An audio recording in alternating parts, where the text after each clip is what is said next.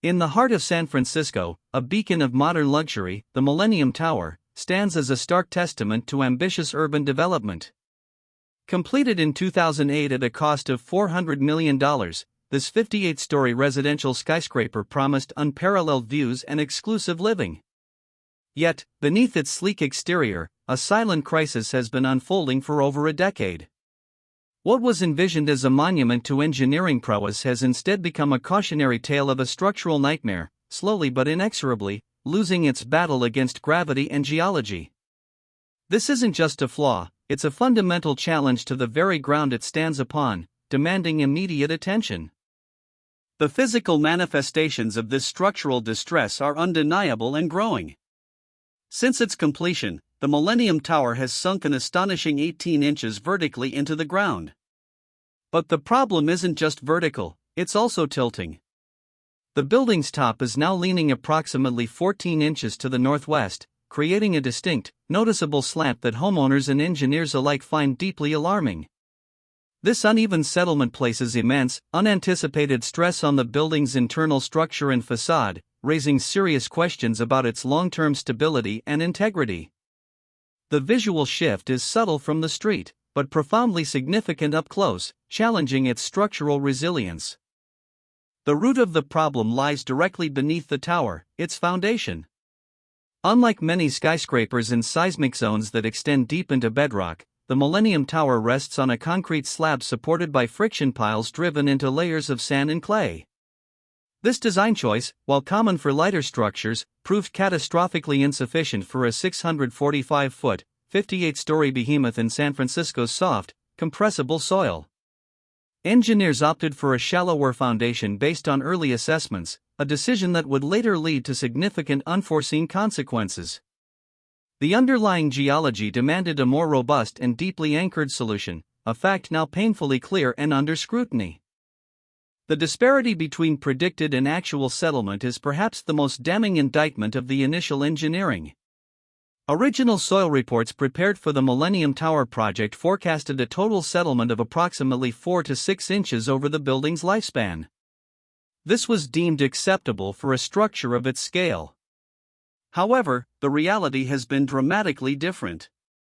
The building has already sunk 3 to 4 times that projection, reaching 18 inches, with the settlement continuing at an alarming rate. This vast discrepancy points to either a severe miscalculation or an underestimation of the unique geological challenges inherent to the site, fundamentally undermining the project's foundational assurances. As the crisis escalated, a complex web of accusations and legal battles emerged. The developer, Millennium Partners, initially pointed fingers at the Transbay Joint Powers Authority, TJPA, claiming their adjacent construction of the Transbay Transit Center had dewatered the soil beneath the tower, accelerating its settlement. The TJPA, in turn, argued the tower was already sinking due to its inadequate foundation. The city of San Francisco also faced scrutiny for its oversight during the planning and approval phases. This multi-pronged legal dispute highlights the immense complexity of accountability in large-scale urban infrastructure projects, with millions, if not billions, in damages at stake, demanding resolution. For the affluent residents who purchased units in the Millennium Tower, the sinking nightmare has translated into a catastrophic financial burden. Property values plummeted by hundreds of thousands, if not millions, of dollars per unit, effectively trapping owners in unsellable investments. Lawsuits totaling hundreds of millions of dollars were filed by homeowners against the developers, the city, and the TJPA, seeking compensation for their losses and the emotional distress caused by living in a structurally compromised building. Beyond the immediate financial hits, the tower's reputation has been severely tarnished, casting a long shadow over the luxury real estate market in San Francisco. To mitigate further sinking and stabilize the tower, an ambitious and unprecedented remediation project was initiated. The plan involves installing 52 deep piles, known as resistance piles, which will extend over 200 feet down through the existing sand and clay layers, anchoring the building directly to bedrock. This complex engineering feat aims to transfer a significant portion of the tower's weight to stable ground, halting the settlement and potentially reversing some of the tilt. The process is intricate, requiring careful excavation and installation around the existing foundation, all while the building remains occupied. It's a race against time and geology to save a city landmark from further decline. The financial commitment required for the remediation efforts is monumental, adding significantly to the building's already substantial original cost. The stabilization project alone is estimated to exceed $100 million, a figure that rivals the cost of constructing a mid-sized high-rise. This extraordinary expense covers specialized engineering, heavy equipment, skilled labor, and the logistical complexities of working in a dense urban environment.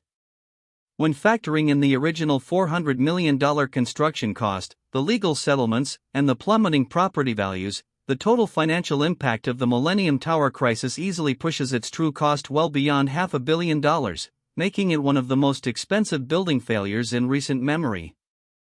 San Francisco lies in one of the most active seismic zones in the world, a fact that magnifies the concerns surrounding the Millennium Tower's structural issues. A building that is already sinking and tilting unevenly is inherently more vulnerable to the stresses of an earthquake. The current remediation project not only aims to halt settlement but also to enhance the tower's seismic resilience. Engineers are designing the new deep pile system to withstand significant seismic events, a critical consideration for any structure in this region.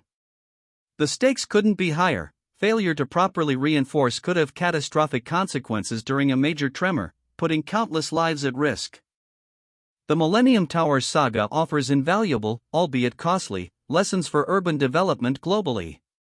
It underscores the critical importance of rigorous and independent geotechnical investigations, especially for supertall structures in challenging soil conditions. The incident highlights the necessity of comprehensive oversight throughout a project's lifecycle, from design to construction, involving multiple independent checks. Furthermore, it emphasizes the need for transparency and clear communication when unexpected issues arise. As cities continue to build upwards and outwards, neglecting these lessons could lead to similar, if not worse, structural failures, threatening both investments and human safety in future urban landscapes. The Millennium Tower, once a symbol of San Francisco's vertical ambition, now stands as a towering warning. Its $400 million initial investment, coupled with over $100 million in remediation costs and hundreds of millions in legal battles, paints a sobering picture of the consequences of engineering misjudgment and oversight.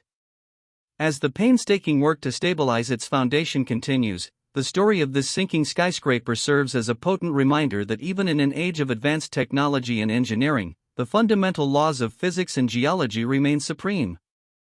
The cost of overlooking them is not just financial, but a profound erosion of trust in the very foundations of urban progress.